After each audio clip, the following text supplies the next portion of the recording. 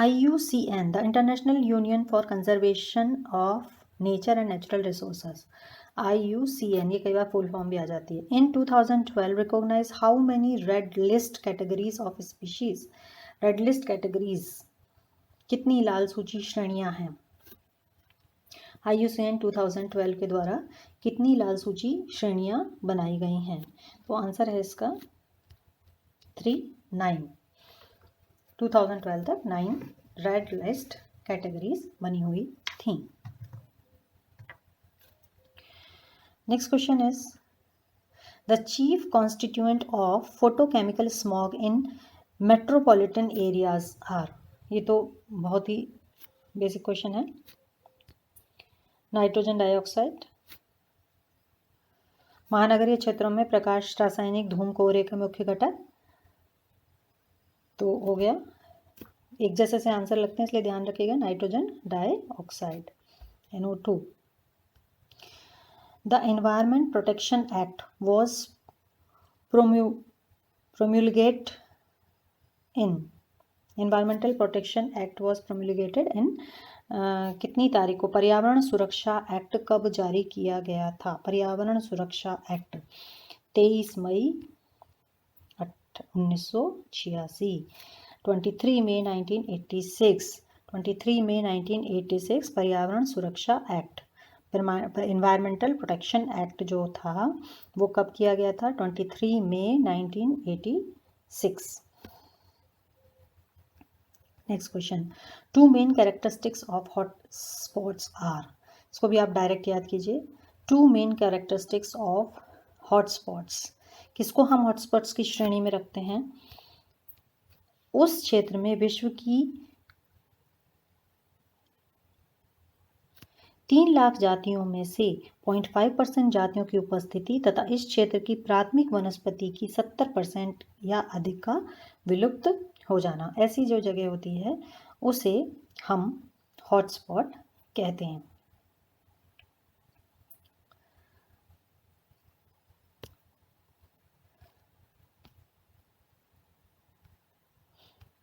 Consider the following statement. Fatty oil consists of glycerin is in combination with a fatty acid. Fat generally contains oleic acids. Arachis hypoxia मूंगफली. Seed oil is non-drying oil. Which is the above statements are correct. तो हमारे पास 3 statements हैं कि वसीय तेल glycerine और वसीय अम्ल के संयोजन से बने होते हैं. वसाओं में सामान्यतः ओलिक अम्ल पाया जाता है या अरेकिस हाइपोजिया के बीजों का तेल अशुष्कीय प्रकार का होता है. तो कौन से कथन सत्य होंगे? आप जानते हैं कि जितने भी फैटी ऑयल्स होते हैं वो ग्लिसरीन और फैटी एसिड से मिलकर के बना होता है, और जो मूंगफली का तेल होता है वो अशुष्कीय प्रकार का होता है. तो हमारा आंसर हो गया answer number 3 A and C.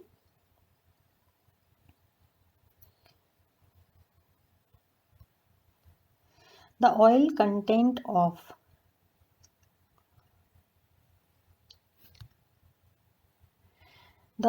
content of improved varieties of soybean is. Soybean की उन्नत किस्मों में ऑयल कंटेंट कितना पाया जाता है? सोयाबीन की उन्नत किस्मों में ऑयल कंटेंट होता है 19 से 22%. उन्नत किस्मों में ऑयल कंटेंट जो है उसे हम मानते हैं 19 से 22%. Next question, which of the following is first sugar to be manufactured by the plant. इनमें से कौन सी ऐसी शुगर है जो पौधे के द्वारा सबसे पहले बनाई जाती है? फ्रक्टोज, ग्लूकोज, माल्टोज या सुक्रोज. कौन सी शुगर है? फिजियोलॉजी का क्वेश्चन है ये. कौन सी शुगर है जो पौधों के द्वारा सबसे पहले बनाई जाती है? सबसे पहले बनती है glucose. Next, which of the following is an old world plant cultivated over 4000 years. Old world plant जो कि 4000 वर्ष से भी अधिक समय से जिसकी कृषि की जाती रही है, 4000 वर्ष समय से भी अधिक समय से कृषि की जाती रही है, वो प्लांट कौन सा है? हमारा चाय. ओल्ड वर्ल्ड प्लांट 4000 वर्षों से भी अधिक समय से कृषि की जा रही है तो वो है चाय. नेक्स्ट इज, निम्नलिखित में से कौन से पादप दक्षिणी पूर्वी एशिया के मूल निवासी हैं? चावल और गन्ना। जिसमें से कौन से पादप दक्षिणी पूर्वी एशिया के मूल निवासी हैं? चावल और गन्ना। दक्षिणी पूर्वी एशिया के मूल निवासी। Next, consider the following statement.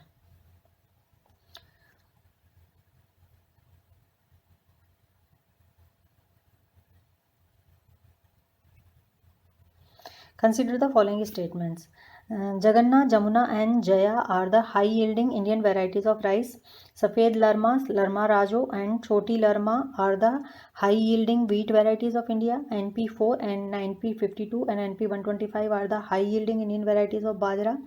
Which among the above statement is correct? So ये आपको हाई यील्डिंग वेराइटीज़ के नाम दिए हुए हैं और हमको इसमें से बताना है। तो answer is 3, A and B. So A and this one B is correct. अच्छे से इसको पढ़ लीजिए। जगन्नाथ, जमुना, जया ये किसकी हैं? राइस की। जगन्नाथ, जमुना, जया चावल। देन सफ़ेद लरमा, लरमा राजो, छोटी लरमा ये सब किसकी हैं? व्हीट की वेराइटीज़ हैं। Next question, which of the following has maximum amount of protein in its grain? इनमें से कौन सा ऐसा पौधा है जिसमें सबसे ज़्यादा मात्रा में प्रोटीन पाया जाता है? आंसर इज 4, गेहूं। व्हीट में सबसे ज़्यादा अमाउंट में प्रोटीन प्रेजेंट होता है। नेक्स्ट क्वेश्चन इज, इसमें हमें फिर सूची को मिलाना है और इस सूची को जो मिलाना है इसमें आप देख सकते हैं कि जैसे इसने कॉमन नेम दिया है और इसका आपको बॉटनिकल नेम दे रखा है। जैसे उड़द विग्ना एकोंटिफेलिया, चबला विग्ना मूंगो, मूंग विग्ना रेडिएटा, मोठ विग्ना अंजिकुलेटा।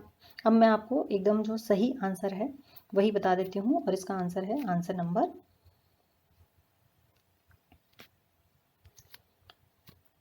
2। कैसे? उड़द का जो नाम है वो है विग्ना मूंगो। चवला को जो नाम है वो है विग्ना अंगिकुलेटा। देन मूंग का नाम जो है वो है विग्ना रेडिएटा और जो मोठ है उसका नाम है विग्ना एकेंटिफोलिया। ये आपको अच्छे से इसमें याद कर लेने हैं। Next question is match list 1 and list 2 and select the correct answer using the code given below. List 1 is medicinal plant and second is part used. तो इसमें आपको बताना है प्लांट्स के नाम। देखिए, एट्रोपा छाल, सिंकोना ऑफिसिनेलिस पत्तियां, एफिड्रा जियारिडियंस जड़ें या रिवोल्फिया सर्पेंटाइना तना। तो इसमें आपको बताना है कि कौन सा पार्ट यूज़ होता है और जो हमारा आंसर है वो है 3। इसके हिसाब से आप मिला लीजिए। जो एट्रोपा है उसके हम यूज़ करते हैं पत्तियां। देन सिंकोना जो है उसका हम यूज़ करते हैं छाल और उसके बाद एफिड्रा जियार्डियंस जो है उसका हम यूज़ करते हैं तना और जो रिवोल्फिया सर्पेंटाइना है उसकी हम यूज़ करते हैं जड़ें। Next question is alkaloids scopolamine alkaloid किससे मिलता है? स्कोलोएमीन नाम का एल्कलॉइड जो है वो किससे मिलता है? तो हमारा आंसर है एट्रोपा बेलेडोना। एट्रोपा बेलेडोना जो है उससे हमें मिलता है स्कोलोमाइन। नेक्स्ट क्वेश्चन,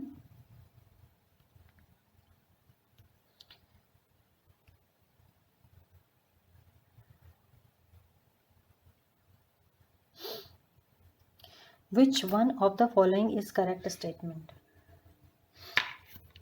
कौन सा है? कॉफ़ी पादप इंग्लैंड का मूल निवासी है। भारत में ईस्ट इंडिया कंपनी द्वारा कॉफ़ी लाई गई।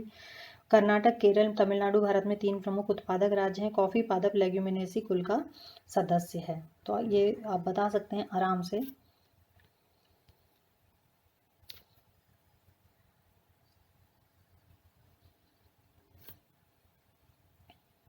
कि सिर्फ कर्नाटक, केरल, तमिलनाडु भारत के 3 प्रमुख उत्पादक राज्य हैं कॉफ़ी के, बाकी सब ये गलत आंसर हैं।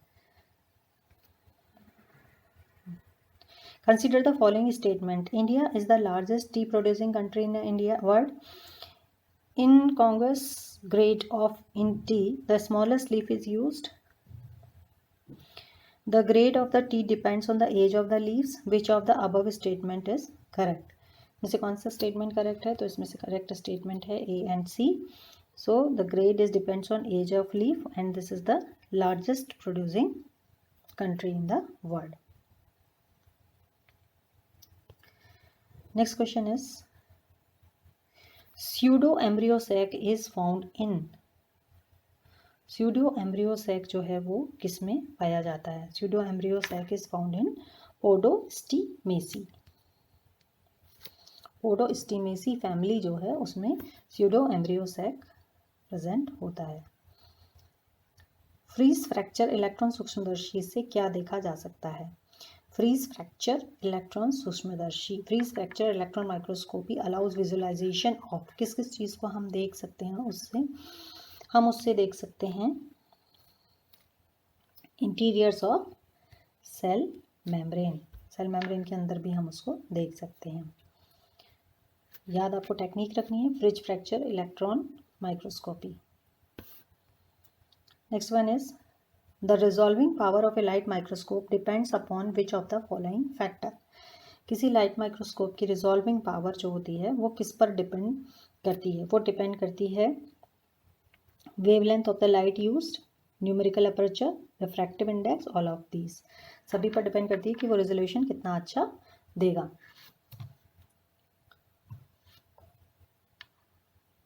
Next question is the ग्लूटाल्डिहाइड used during transmission electron microscopy is meant for. जो हम ग्लूटाल्डिहाइड का यूज़ करते हैं ट्रांसमिशन इलेक्ट्रॉन माइक्रोस्कोपी के लिए, TEM के लिए, तो वो क्या होता है, क्यों यूज़ किया जाता है? ग्लूटाल्डिहाइड यूज़ करने से क्या हो जाता है भाई? Fixation of protein molecule. ग्लूटाल्डिहाइड use करने से fixation of protein molecule, protein अणुओं का स्थिरीकरण इससे हो जाता है. The confocal electron microscopy enables. Confocal electron microscopy से क्या संभव होता है भाई? Collection of 3D data, optical sectioning, better depth resolution, all of these. हम तीनों चीज़ों को इससे प्राप्त कर सकते हैं. कौन सा है भाई? Confocal electron microscope. Next question is in spectrometry the absorbance of A coloured solution is depends upon. Spectrometry में जो रंगीन विलयन है उसका अवशोषांक जो है वो किस पर डिपेंड करता है? जब हम स्पेक्ट्रोमीट्री पढ़ते हैं किस पर? Concentration and path of the length, सांद्रता और पथ की लंबाई दोनों पर.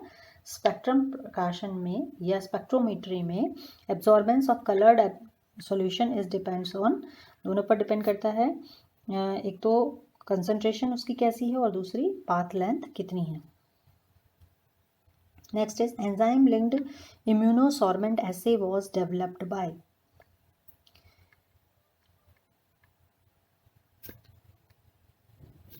So this is enzyme linked immunosorbent assay, ELISA. It was developed by